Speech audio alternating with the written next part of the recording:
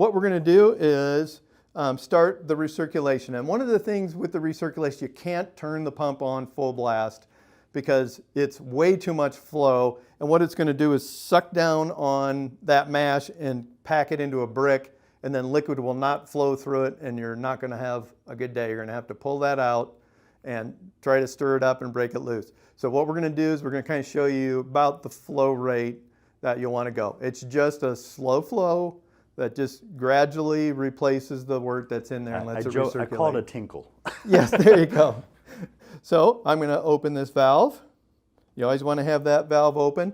This little clamp here pinches the flow off and lets it control the flow. Just a super simple device. And something John just did, and I don't even think he explained it, but by leaving that open, when you turn this open, a lot of times it'll kind of prime the pump and you won't have an air gap in there already. If you do have an air gap, if it doesn't want to pump, on this pump, there's a little drain here, and you can just pull this. It's just like a keg relief. You saw that? So you can pull that, and then that will vent any air out. The real big benefit in the recirculation is you do get a more even temperature through your mash, and you also get much better clarification of the wort.